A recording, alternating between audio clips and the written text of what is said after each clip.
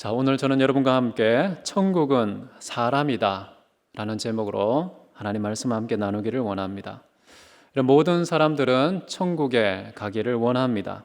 그러나 천국의 실체를 아는 사람들은 많지 않습니다. 누군가가 천국에 대해 혹은 천국에 들어가는 방법에 대해 묻는다면 여러분은 어떻게 설명할 수 있겠습니까? 예수님은 이런 말씀을 하셨습니다. 부자가 천국에 들어가는 것이 낙타가 바늘귀로 들어가는 것보다 어렵다. 부자는 어떤 사람입니까? 돈을 사람보다 더 사랑하는 그런 사람을 뜻합니다. 그런 사람의 천국 입성이 왜 어려운 것일까요? 자, 오늘 본문에서 예수님은요, 천국이 어떤 사람과 같다라고 말합니다. 안스로포스. 한국말에는 포도원 주인으로 표기되어 있지만은 원문에 보면은 사람이라고 나와 있습니다. 자, 이것은 상식의 지반을 뒤흔드는 말입니다.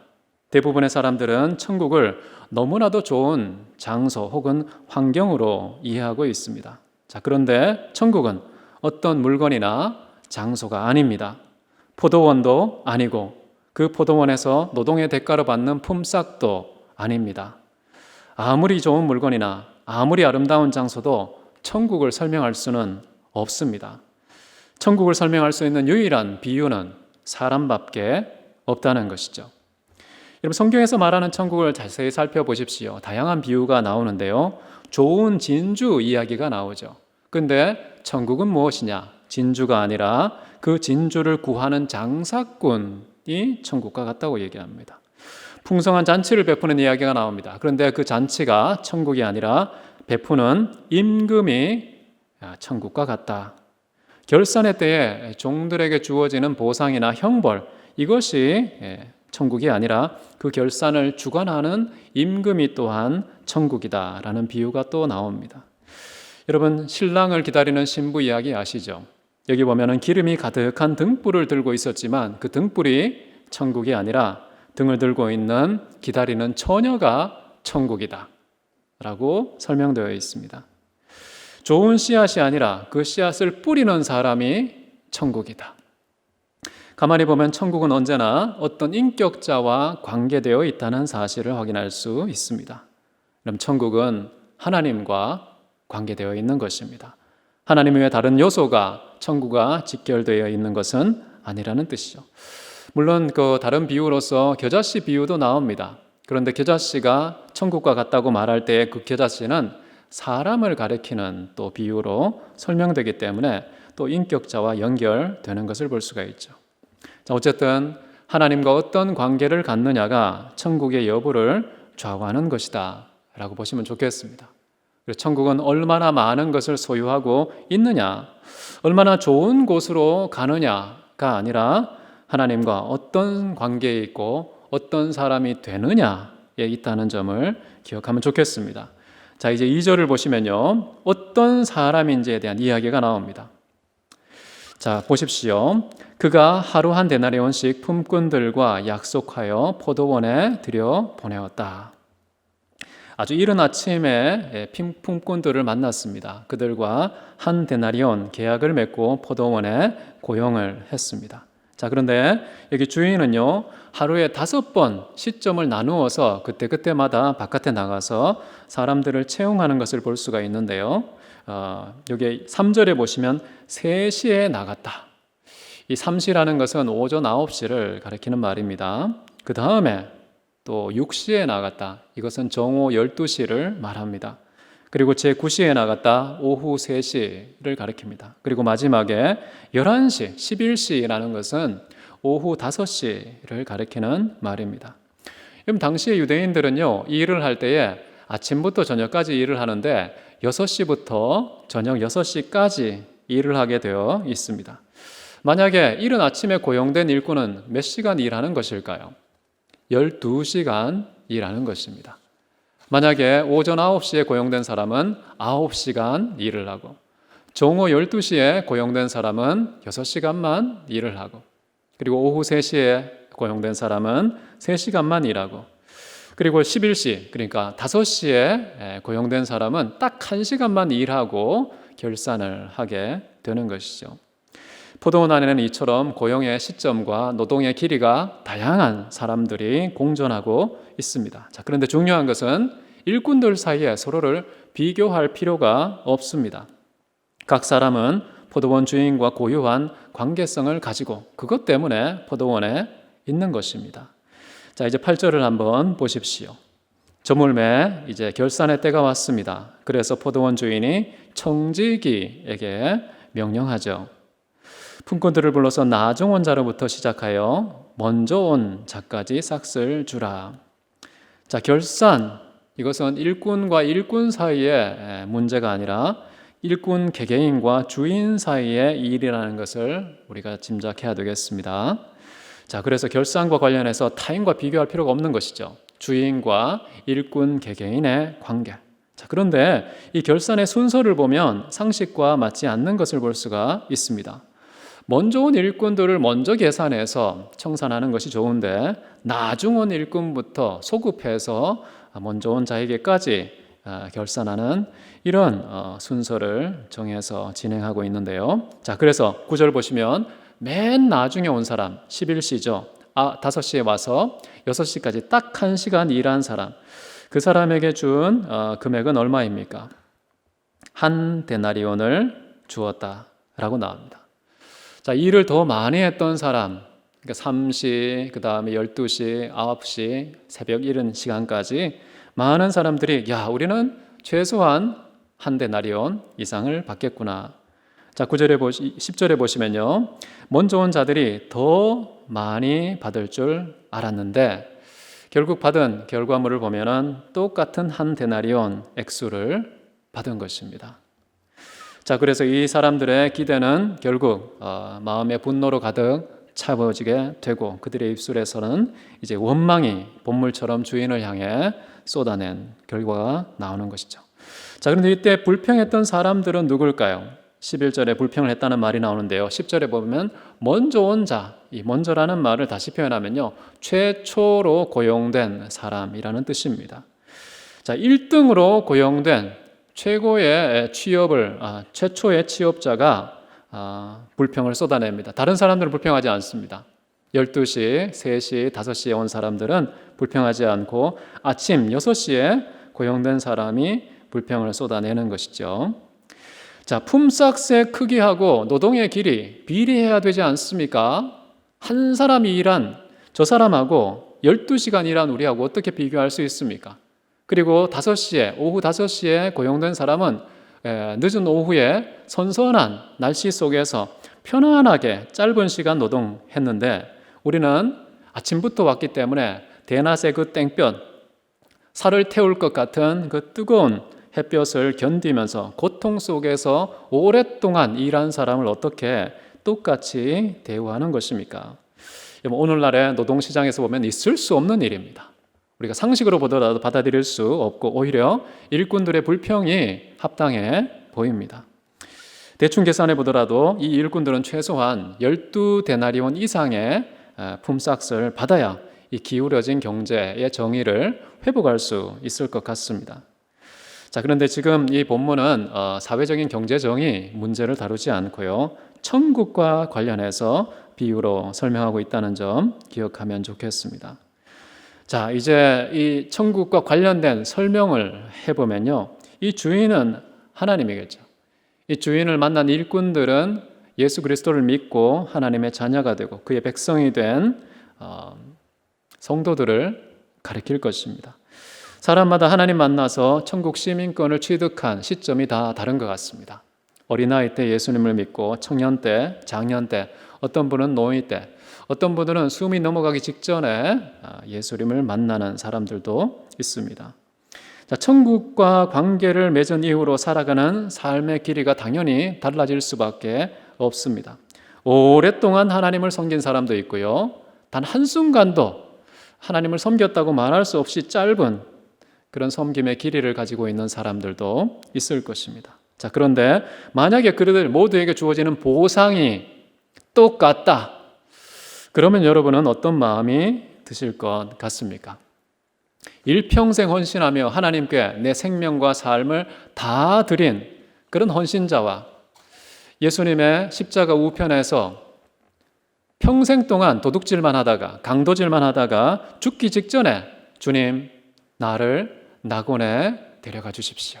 이 딱 한마디 회심 때문에 예수님과 함께 가장 먼저 낙원에 간 예수님과 가장 먼저 낙원에 간 그런 도둑 또는 강도들을 볼 때에 너무 부당한 거 아닙니까? 그 사람들은 최소한 낙원의 아랫목 아주 안 좋은 질이 낮은 낙원 거기에 보내시고 우리는 낙원의 아주 높은 자리로 주셔야 차등을 두셔야 좋겠는데 똑같이 품삯을 또는 천국을 주신다면 불평이 나올 것 같습니다. 자, 이 대목에서 보면은 우리도 비슷한 불평이 나오는 사람들이라는 것을 이해할 수 있겠고요. 자, 이제 처음 온 일꾼들이 불평을 쏟은 이유를 한번 생각해 보기를 원합니다. 물론 이렇게 관계의 길이보다 품삯의 크기 이것을 더 중요하게 여기는 그들의 왜곡된 기호가 이렇게 불평을 쏟아내게 만든 원인이 아닐까 저는 그렇게 생각해 봅니다.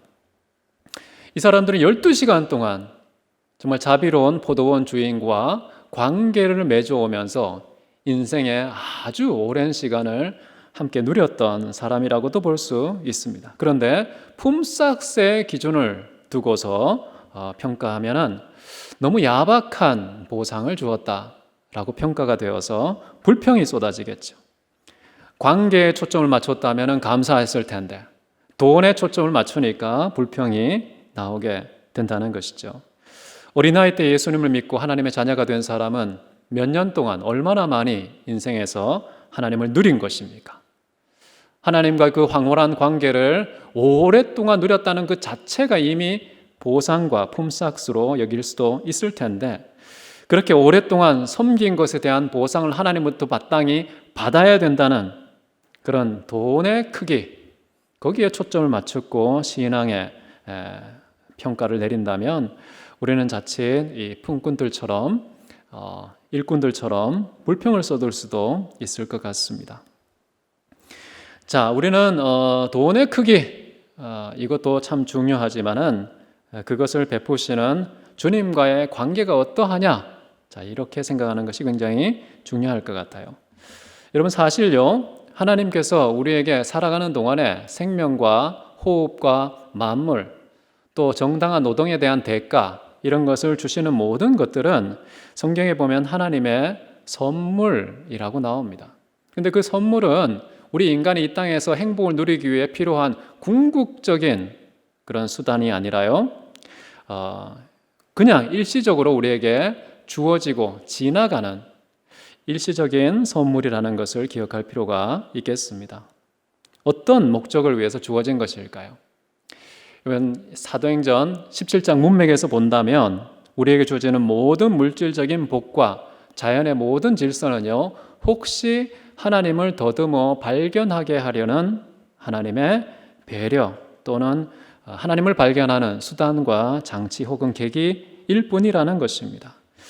수단이 많아지는 것을 마치 행복인 것처럼 생각해서 물질이 많은 것을 추구하는 그런 사람이 되는 것이 아니라 지극히 작은 물질이라 할지라도 그 물질을 계기로 삼아서 그것을 베푸신 하나님과 관계를 맺는다면 그분에게 더욱더 가까이 다가갈 수 있다면 더 친밀해질 수 있다면 보다 큰 천국의 행복을 누리는 사람이 될 것입니다. 그래서 아삽은 이렇게 말하죠. 하나님을 가까이 함이 내게 복이었다. 내가 주야로 받는 축복이 하나도 없고 오히려 오만하고 교만하고 거짓된 사람들이 하나님의 축복을 다 챙겨가는 것처럼 보이는 너무나 모순적인 부조리한 사회 속에서도 하나님을 가까이 하는 것이 최고의 복이었다라는 점을 고백하고 있습니다. 이 세상에서 우리가 경험하는 모든 선물들은요, 궁극적인 선물의 은유에 불과하다는 점을 기억해야 되겠습니다. 선물 중에 선물 뭘까요? 선물을 베푸시는 하나님 자신이라는 점을 기억함이 좋을 것 같습니다. 자, 그런데 하나님 자신보다 그가 주시는 선물을 더 좋아하는 성도님들이 많습니다. 저도 그럴 때가 많습니다. 자, 그런 사람들은 쉽게 불평에 늪에 빠지기 쉽습니다. 그리고 다른 사람들과 선물의 크기를 비교하면서 상대적인 박탈감, 소외감 느낄 수도 있습니다. 참 불쌍한 것입니다. 우리가 받아 누리는 선물의 크기를 계산하면서 타인과 비교해서 하나님을 불평하는 것, 참 어리석은 것입니다. 우리에게 주어진 선물은 하나님을 누리라는 사인에 불과한 것인데 그 사인 붙잡고 생명을 걸고 인생을 거는 어리석은 판단이라고 볼 수 있겠죠. 전도서에 보면은요, 이와 유사한 아주 불행한 사람의 이야기가 나오는데 전도서 6장 2절에 나옵니다. 어떤 사람은 그의 영혼이 바라는 모든 소원에 부족함이 없어 재물과 부요와 존귀를 하나님께 받았으나 하나님께서 그가 그것을 누리도록 허락하지 않으셨기 때문에 다른 사람이 누리나니 이것도 헛되어 악한 병이로다. 어마어마하게 많은 축복을 받은 사람 이야기입니다. 자, 그런데 존귀, 부요, 재물 모든 사람들이 흠모하는 이 내용을 터질 정도로 충만하게 받았음에도 불구하고 그것을 누리지 못했다는 것, 얼마나 억울한 일입니까? 지금 전도자는요, 소유와 누림을 구분하고 있습니다. 우리의 손아귀에 무언가가 있다라는 이 소유, 이것만 추구하는 사람은 참 불행하다. 진짜 추구할 대상은 뭐냐면 누림이라는 것이죠. 가지고 있는 모든 것을 누리는 것. 그것이 진정한 복이라는 말이겠죠. 자, 그런데 누림의 단계도 있다는 사실 기억해야 됩니다. 어떤 사람들은 누리는 것이 소유만 하지 않고 그것을 팔아서 맛있는 것도 먹고 좋은 집도 사고 근사한 장소에 여행도 가고 차도 아주 좋은 것으로 바꾸어서 그런 방식으로 소비하는 방식으로 누리는 사람도 있습니다. 그런데 그런 누림은 아직까지 그 선물이 의도한 궁극적인 누림은 하나도 누리지 못한 사람이 된다고 생각해요. 여러분, 문둥병에 걸린 10사람 이야기를 알고 계시죠? 예수님을 만나서 예수님께서 말씀하심에 그들이 돌아가는 중에 다 치유를 받습니다. 동일한 치유의 선물을 받아서 그들은 몸으로 누렸습니다. 일평생 그들의 인생을 짓눌렀던 그 문둥병이 완전히 사라지게 된 것이죠. 그렇게 동일한 치유를 받고 누렸지만 그러나 궁극적인 누림에는 도달하지 못했는데 딱 한 사람, 유대인이 아닌 이방인이 예수님께 돌아와서 예수님께 감사의 말씀을 드리면서 인격적인 관계를 맺습니다. 이 이방인 딱 한 사람, 이 사람만은 누리는 것이 단순히 몸의 건강 회복만 누리는 것이 아니라 그 건강 회복을 주신 주체이신 예수 그리스도와의 관계를 맺는 누림, 이것이 궁극적인 누림이거든요. 그런데 9명, 유대인으로 추정되는 9명은 어떻게 했습니까? 그냥 질병이 치유되고 룰루랄라 자기의 삶의 터전으로 그냥 갔습니다. 주님과의 관계를 등지고 주님과의 관계에 전혀 관심을 갖지 않고 자기 인생길을 각자 떠났습니다. 여러분, 인간은 살면은 결국에는 죽지 않습니까? 시간이 흐르면 몸에 고장도 나지 않습니까? 질병과 수명은 언젠가는 유통기한 끝나는 점이 오는 것이죠. 자, 그런데 예수님과 영원한 생명의 관계를 맺으면 진짜 우리가 누릴 수 있는 천국의 축복을 갖게 될 텐데 한 사람 이방인 외에는 아무도 거기에 관심을 갖지 않았다. 누림에 있어서도요, 급이 있습니다.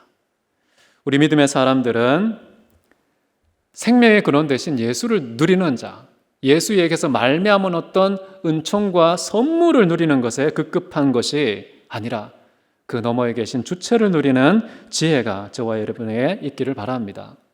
한번 비유를 보십시오. 1대 9입니다. 열의 9은 이 땅에 있는 물리적인 썩어 없어지는 변동될 것들에 취해서 그 누림만 누리고 하나님을 만나지는 않는 90%가 그렇게 살고 있다는 사실을 기억할 때 과연 우리 교회 안에 성도님들은, 대한민국의 성도님들은 과연 무엇을 누리고자, 무엇을 위해서 하루하루 살아가고 있는지, 하루하루가 하나님과 우리 사이의 관계의 거리가 좁아지는, 한 발짝씩 좁혀지고 있는 그런 하루를 살고 있는지, 아니면 어떻게 해서든지 하나님께서 뭔가를 뽑아먹기 위해서 때를 쓰며 나에게 축복 달라고 그런 눈에 보이는 가시적인 물질의 누림에 취해 있는 것인지 우리 자신을 돌아보는 게 좋다고 생각합니다. 한번 생각해 보시죠. 맨 마지막에 채용된, 포도원에 채용된 일꾼의 마음은 어땠을까요? 저는요, 품삯보다 주인을 훨씬 중요하게 여겼을 가능성이 높다고 봅니다. 왜 아직도 일터에서 놀고 있느냐? 라고 주인이 물었죠. 그랬더니 그들이 이런 말을 했습니다. 우리를 고용하는 사람이 하나도 없습니다. 왜 고용하는 사람이 하나도 없을까요? 물론 일자리가 다 채워져서 없을 수도 있습니다. 그렇지만 제가 볼 때는요, 그 전에도 얼마든지 일할 기회가 있었을 텐데 아무도 고용하지 않았다는 것은 이 사람들은요, 쓸모없는 사람들, 일을 할 수 있는 보탬이 되지 않는 사람들, 재능과 기술과 실력이 하나도 없어서 뭔가 일할 수 있는 조건과 자격을 하나도 갖추지 않은 그런 사람들일 가능성이 높습니다. 그래서 그냥 바깥에서 놀며 비관의 손가락만 빨고 있는 상황 속에서 포도원 주인이 찾아와서 고용해 준 것이죠. 이런 사람들은 품삯을요, 자신이 마땅히 받아야 될 돈, 보상으로 생각하지 않고 주인의 무조건적 사랑으로 해석했을 가능성이 높은 것이죠. 일에 기회도 주고 생계의 수단까지 챙겨주시는 주인의 그 무한한 사랑과 은혜에 대해서 감사하는 그 감사의 관계성이 주인과 일꾼 사이에 맺어졌던 것이죠. 근데 이와는 달리 맨 처음에 이른 아침부터 고용된 일꾼들은 자신들이 가장 많은 일을 했기 때문에 일당이 크든 적든요, 마땅히 받아야 될 품삯이야 라고 생각했을 것입니다. 은혜로 여기지 않고 품삯으로 여기는 것. 로마서에 보면요, 사도 바울이 이렇게 말합니다. 로마서 4장 4절인데 일하는 자에게는 그 싹이 은혜로 여겨지지 아니하고 보수로 여겨진다. 자격도 없는 자에게 주어진 은혜가 아니라 마땅히 받아야 되는 그 보수로 여기는 그런 사고방식 가지고 있었던 처음에 고용된 일꾼들. 여러분, 우리는요, 충분한 노동을 우리가 제공하고 받은 적당한 월급과 소득이라고 할지라도 그것을 품삯으로 여기지 말고 우리는 하나님의 은혜와 사랑으로 여기시면 좋겠습니다. 주변적인 요소들이 복잡하게 얽혀 있어서 품삯에 자꾸만 우리의 신경이 빼앗길 수도 있겠지만요, 모든 소득을 은혜로 여기고 하나님을 누리는 도구와 수단과 계기라는 사실만큼 놓치지 않았으면 좋겠습니다. 이런 품삯이 아니라 은혜라는 말의 의미가 무엇입니까? 은혜라는 것은 은혜 자체보다 그 은혜를 베푸신 분에게로 우리의 사고와 의식이 이동해야 되는 은혜의 공급자가 관심에 종착지라는 그 사실을 은혜라는 말 속에 함축되어 있다는 점을 잊지 않았으면 좋겠습니다. 저는 이 대목에서 좀 궁금한 게 하나 있습니다. 왜 포도원 주인은 종일 일하지 않고 놀고 있는 이제 1시간밖에 남지 않은 그런 사람들에게 그냥 구제금을 주면 깔끔하게 그들의 생계가 유지될 수 있을 텐데 왜 1시간밖에 남지 않았는데 채용한 것일까요? 여러분, 구제금만 받고 채용되지 않으면 포도원 주인과 일꾼의 동력하는 관계는 생기지가 않습니다. 서로 약속을 통해서 관계가 맺어지는 사람과 사람 사이에 어떤 섞임이 일어나지 않고 그냥 돈의 이동만 있을 뿐이겠죠. 주인과의 관계는 없고 이익만 누리는 것, 이것이 얼마나 큰 복일까요? 제가 볼 때는 포도원 주인이 지금까지 채용되지 못한 이 마지막 일꾼, 이 사람에게 돈의 유익보다는 훨씬 더 큰 복을 전달하고 싶어하는 마음을 느낍니다. 일이라는 것은 관계의 끈입니다. 주는 자와 받는 자의 관계가 형성되는 것은 아주 미묘한 어떤 종속적 관계가 의도하지 않아도 생길 수가 있는데요. 만약에 동력하는 친구와 동료의 관계를 맺는다면 그런 묘한 분위기는 없어지겠죠. 함께 일한다는 것은요, 일의 효율적인 성취가 목적이 아닙니다. 일하는 동료를 누리는 것입니다. 함께 일하면서 우리는 돈을 더 많이 벌겠다라는 것보다는 천하보다 귀한 한 사람을 동료로, 친구로 누리게 되는 것이죠. 그런데도 일의 파트너는 간데없고 일만 보인다면 일의 본질을 벗어난 것이라고 할 수 있겠습니다. 일을 하면서 생계를 유지하는 것, 아담과 하와 타락 이후로요, 하나님께서 우리 인간에게 정해놓은 질서라는 점을 또 잊지 않으면 좋겠습니다. 일하지 않으면서 신세를 지면요, 배는 부르지만 마음은 불편할 수밖에 없습니다. 하지만 일을 하면서 하나님의 질서를 따라 일을 하면서 살면 움츠러든 인생의 어깨는 펴지고 당당하고 힘있게 살아갈 수 있는 것이죠. 그래서 일이라는 것은요, 하나님이 우리에게 고등한 차원의 은혜를 베푸시는 방편이다. 그냥 우리에게 입만 열면 감이 떨어지게 해서 먹고 살 수 있게 생계를 유지하게 만드는 것이 아니라 일을 하게 하신 것은요, 아주 깊은 배려, 인간이 누리는 그 은총을 가장 깊은 차원에서 누리고 향유할 수 있도록 만드시는 배려가 일이라는 것이죠. 그래서 저는 포도원 주인의 의도적인 고용은 바로 어쩌면 그 하나님의 정해놓은 그 뜻을 성취하는 것과 무관하지 않을 것 같다라고 생각합니다. 13절을 한번 이제 보십시오. 주인이 그 중에 한 사람에게 대답하여 이르되 친구여 내가 내게 잘못한 것이 없노라 네가 나와 한 데나리온의 약속을 하지 아니하였느냐. 자, 여기서 이제 불평하는 최초로 고용된 사람을 향하여서 이런 호칭을 사용하죠. 친구여. 이 친구라는 호칭 속에 담겨 있는 주인의 마음은 어떤 것일까요? 주인은 품꾼들을 고용하면서요, 한 번도 종으로 대하지 않았던 것입니다. 그냥 나의 돈벌이를 위한 수단, 물질, 도구로 보지 않고 인격적인 관계를 일컫는 대등한 동료를 표현하는 친구의 관계로 가지고 있었던 이 주인의 마음이 호칭 하나에 충분히 노출되고 있다는 사실을 기억할 수 있겠고요. 그런데 이 시점이 중요하겠죠. 지금 품삯의 크기에 목을 메고 있는 이 일꾼들이 불평을 쏟아내고 있는 시점임에도 불구하고 지금 이 주인은요, 여전히 친구라는 관계성을 끊지 않습니다. 이런 게 은혜죠. 우리는 조금만 수가 틀어지면 어떻게 합니까? 일이 조금만 꼬이면 어떻게 합니까? 관계를 확 잘라버리죠. 이거 먹고 떨어져 이런 식으로 할 수 있는데요. 그런데 여전히 친구라는 관계의 끈을 붙잡고 있는 이 포도원 주인의 배려와 사랑, 저는 참 감동이 되는 부분이라고 생각합니다. 자, 이제 여기 보면은 내가 너에게 잘못한 것이 없다고 말합니다. 한 데나리온 약속, 그 약속에 충실한 관계, 충실한 행동을 이행했기 때문에 어떠한 불법성도 없다고 말하는 것이죠. 자, 그리고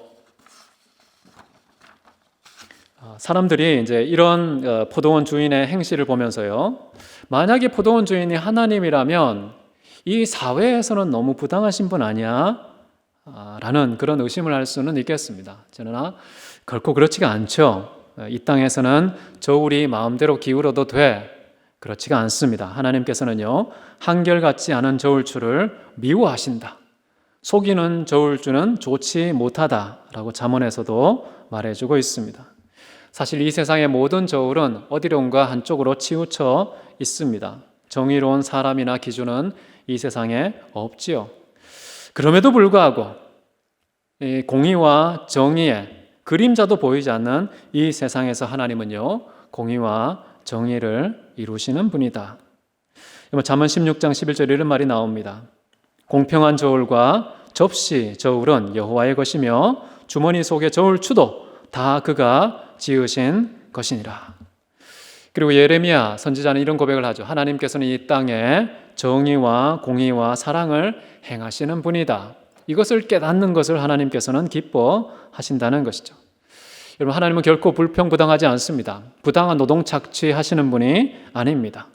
일을 많이 했음에도 불구하고 아주 야박하게 보상을 주는 분이 아니라는 것이죠. 행한 대로 갚으시고 심은 대로 거두시는 분, 그런 정의의 질서를 붙잡고 계신 분이 하나님이시다라는 것을 기억하면 좋겠고요. 그 다음 14절 보십시오. 너의 것을 가지고 가라. 저는 이 대목이 참 마음이 아팠습니다. 휘파게라는 표현을 씁니다. 떠나라는 것이죠. 떠나라. 네가 진짜 원하는 품삯, 약속된 품삯 받고 이제 떠나라. 얼마나 무서운 말입니까? 바로 관계보다 거래를, 사람보다 돈을 더 중요시하는 일꾼들의 종말이 떠나라, 휘파케라는 말이 아닐까 싶습니다. 그 다음에 이제 주인의 기준을 밝힙니다. 이 사람에게, 마지막 온 사람에게 너와 같이 보상하는 것이 나의 뜻이니라. 내 것을 가지고 내 뜻대로 하는 것, 이것이 선이다. 결코 악하지 않다라고 밝히는 것이죠. 이런 포도원의 주인처럼 하나님도요, 이 세상의 모든 것을 내 것이라 말씀하실 수 있는 주인이십니다. 그 주인께서는 그 모든 것을 자기의 뜻대로 나누어 주시는 분이다. 여러분, 다니엘서 2장 21절 보시면은 이런 표현이 나옵니다. 하나님은요, 때와 계절을 바꾸시고 왕들을 폐하시고 왕들을 세우시고 지혜자에게 지혜를 주시고 총명한 자에게 지식을 주시도다. 때와 계절, 분명히 지금은 가을인데 아직까지 여름이 살짝 출입하는 거, 이런 때와 계절도요 바꾸시는 분이 하나님이기 때문에 불평할 거 없습니다. 여름이다 싶으면 여름을 누리고 가을이다 싶으면 가을의 사색에 잠기면 되겠습니다. 왕들을 세우고 폐하는 것, 권세도 하나님이 주인이시기 때문에요, 그분이 마음대로 하시는 겁니다. 이것이 선한 일이다라고 말씀하는 것이죠. 지혜와 총명, 지식, 어떤 사람은 많이 갖고 적게 갖는 사람도 있겠지만은 하나님의 것이고요, 하나님께서 당신의 기준을 따라서 당신이 정해놓은 질서와 규정을 따라 집행하신다는 것이죠. 역대상 29장 12절에도 비슷한 말 나옵니다. 부와 귀가 주리께로 말미암고 또 주는 만물의 주제가 되사 손에 권세와 능력이 있사오니 모든 사람들을 크게 하심과 강하게 하심이 주의 손에 있나이다. 크고 강해지는 것도 다 하나님이 정하시는 것이다 라고 말씀하고 있는 것이죠. 그래서 하나님의 뜻은 뭐냐? 당신의 것을 가지고 당신 마음대로 집행하는 것, 이게 하나님의 뜻입니다. 자, 그런 하나님의 뜻을 따라서 우리에게 만약에 어떤 권세를, 재능을, 은혜를 주셨다면 어떻게 될까요? 하나님께서 자기 것을 가지고 자기 마음대로 나눠주신 그 이후에 과연 주어진 은혜의 소유권은 소멸되는 것인지, 그렇지 않다는 것입니다. 우리에게 주어진 모든 은혜는요, 여전히 하나님의 유효한 뜻이라는 그 뜻을 이루고자 하는 하나님의 소유권이 여전히 있다는 것을 기억하면 좋겠습니다. 어떤 뜻일까요? 무엇이든지 많이 가진 자는 적게 가진 자와 나누어야 한다라는 뜻입니다. 이 뜻이 존중되지 않으면요, 우리는 하나님을 내게 주신 은혜의 주인으로 생각하지 않고 내가 잘했기 때문에 받은 합당한 거야 라고 생각해서 거래의 대상으로 여기기가 쉽습니다. 자, 그런 방식으로 우리는 주인의 것을 훔치는 자가 될 수 있겠지요. 여러분, 우리에게 주어진 모든 복은요, 우리만 위한 게 아닙니다. 하나님의 뜻이 있습니다. 나중 온 자나 먼저 온 자에게 같은 것을 주는 것, 같은 동일한 보상을 베푸시는 것이 하나님의 뜻이라고 여기에 나와 있지 않습니까? 그렇기 때문에 우리에게 복을 주실 때에는 그 복의 수혜자가 우리 자신만 되는 것이 아니라 다른 사람에게도 주어져야 한다. 자, 이 사실이요, 하나님의 헌법 중에 하나인 신명기에 잘 나와 있는데요. 신명기 15장에 이렇게 말합니다. 오늘 너에게 내리는 이 명령을 다 지켜 행하면 내 하나님 여호와께서 내게 기업으로 주신 땅에서 네가 반드시 복을 받으리니 너희 중에 가난한 자가 없으리라. 자, 이 명령을 지키는 것은 누구의 몫입니까? 우리의 몫입니다. 그렇게 하나님 명령을 순종하면 어떤 결과가 나옵니까? 하나님께서 우리에게 복을 주신다라고 나옵니다. 자, 그런데 특이한 문장이 하나 더 추가되어 있죠. 너희 중에 가난한 자가 없으리라. 뭔가 문맥이 가다가 딱 막힌 단절적인 결론이 막 나오잖아요. 우리가 하나님 말씀에 순종했습니다. 그렇기 때문에 하나님께서 복을 주십니다. 그런데 결과는요, 우리 주변에 가난한 사람이 없어지는 결과가 초래한다. 그럼 이 사이에 뭔가 행간의 의미가 있다는 뜻이겠죠. 그 행간의 의미는 무엇일까요? 하나님께서 우리에게 주신 복은 우리에게 멈춰서는 안 되고 가난한 자들에게 흘러들어가서 더 이상 내 주변에 가난한 자가 하나도 없어져야 한다 라는 그런 행간의 의미가 그 사이에 끼어 있다는 것이죠. 혹시 이 행간을 못 읽는 사람이 있을까 봐 모세는 참 꼼꼼하게 다시 그 뒷부분에 이런 얘기를 합니다. 신명기 15장 11절인데요. 너는 반드시 내 땅 안에 내 형제 중 곤란한 자와 궁핍한 자에게 내 손을 펼지니라. 반드시라는 이 당위성을 말하고 있습니다. 가난한 자 구제해야 된다는 거예요. 근데 이 명령을 수행하는 것이 굉장히 어렵습니다. 예수님을 찾아온 청년 이야기가 있습니다. 그 사람은 영생을 얻고 싶어서 예수님께 찾아왔죠. 어떻게 하면 천국에 들어갈 수 있습니까? 천국에 들어갈 수 있는 자격, 그것을 거의 다 갖추었다고 판단한 청년이 찾아와서 묻습니다. 아직도 저에게 천국 입장에 부족한 것이 있습니까? 자, 이에 대해서 예수님께서 이런 말씀을 하셨습니다. 마가복음 19장 21절인데요. 마태복음, 내 소유를 팔아 가난한 자들에게 주라. 그리하면 하늘에서 보화가 내게 있으리라. 하늘의 보화가 무엇입니까? 천국 가는 것이죠. 천국을 누리는 것을 말하는 뜻인데요. 그런데 이 말을 들은 청년은 어떤 태도를 취합니까? 근심하며 예수님을 떠납니다. 마치 포도원 주인이 그 처음에 온 일꾼들이 품삯을 주고 난 다음에 떠나라 라는 느낌하고 똑같습니다. 많은 대화를 나눈 다음에 결국 예수님의 제안을 받아들이지 않고 거절하며 떠난 그 청년의 그 불행한 등짝을 보고 있으면 우리는 과연 어떨까? 심령이 가난해야 천국을 가지지 않습니까? 심령이 가난한 자는 복이 있나니 천국이 저희 것입니다. 근데 이 청년의 마음 속에 가득 채워진 것은 무엇입니까? 돈에 대한 사랑, 재물에 대한 사랑이 마음에 가득 채워진 이 청년의 마음에는 천국이 들어갈 수가 없습니다. 더 이상 천국을 소유할 수 있는 빈자리가 없습니다. 그래서 예수님 말씀하셨죠. 부자는 천국에 들어가기가 낙타가 바늘기로 들어가는 것보다 힘들다. 그런데 그럼에도 불구하고 이 신명기에 나온 이 구제의 계명, 이 예언, 너희 주변에 가난한 자가 없으리라 라는 이런 예언이 성취된 공동체가 있습니다. 사도시대의 예루살렘 교회입니다. 사도행전 4장 23, 4절 보면요, 4, 5절 보면요, 그 중에 가난한 사람이 없으니 이는 밭과 집 있는 자는 팔아 그 판 것의 값을 가져다가 사도들의 밭 앞에 두매 그들이 각 사람의 필요를 따라 나누어 줌이라.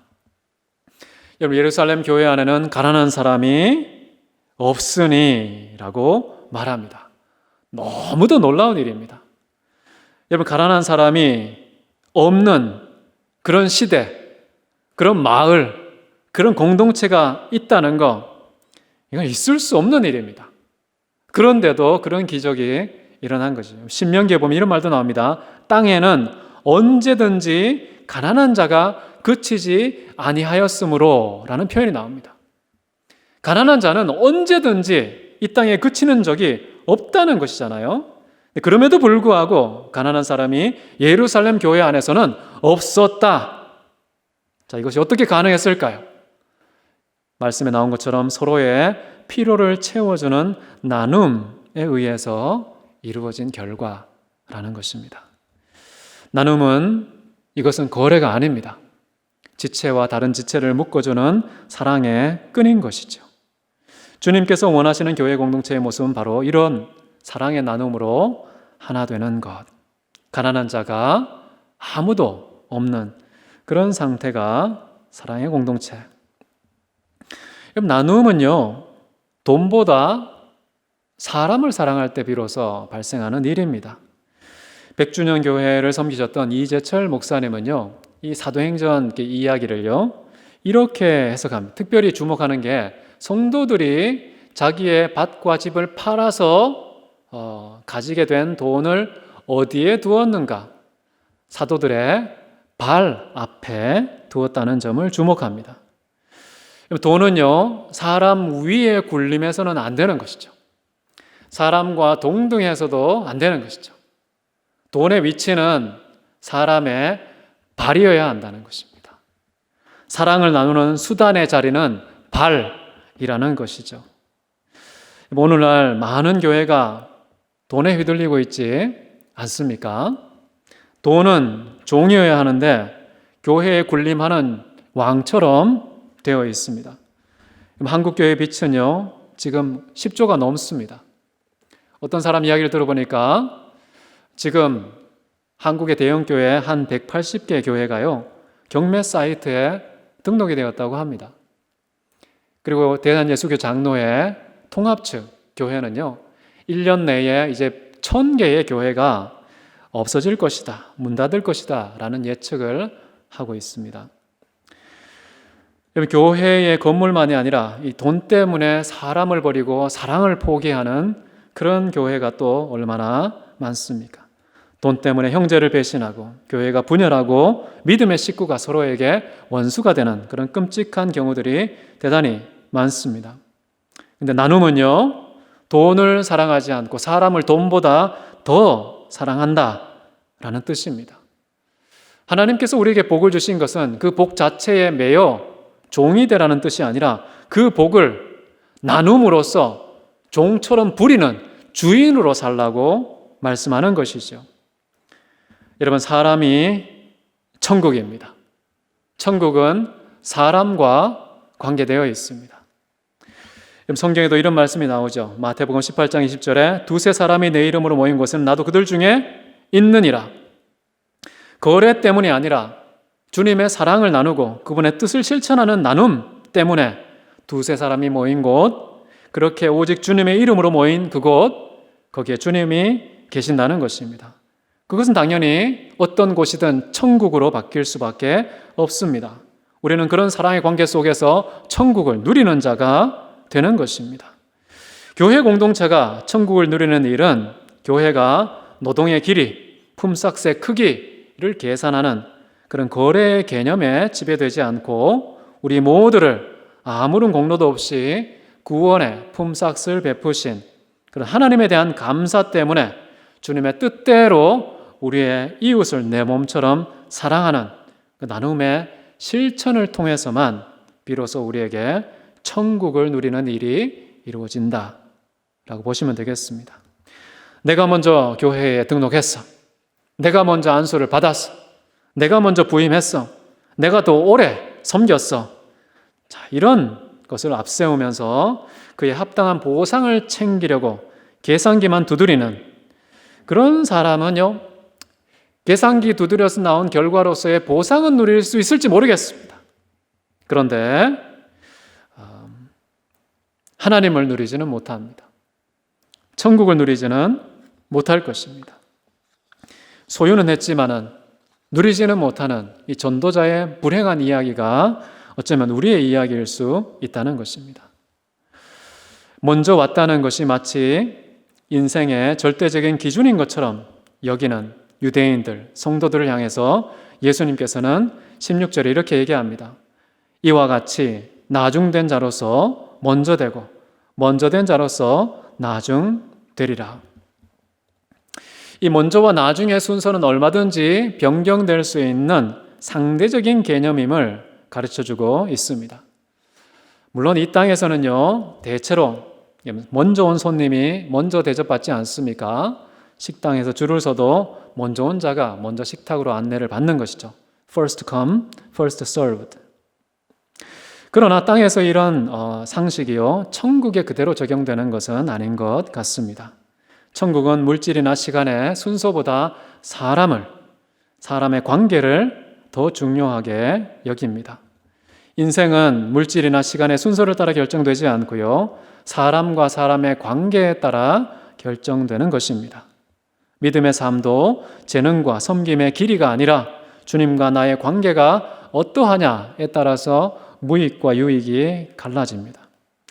유대인이 하나님을 먼저 알았지만요, 불순종 때문에 관계가 깨어지게 되고 이방인의 수가 하나님의 백성으로 먼저 채워지는 이런 역전이 일어나게 되고, 다 채워진 이후에야 비로소 유대인들이 돌아오게 되는 이런 먼저 된 유대인이 나중되고 나중된 이방인이 먼저 되는 그런 일들도 있다는 점. 여러분, 지금 코로나 바이러스 때문에 가난에 어려움을 당하는 분들이 우리 주변에 참 많습니다.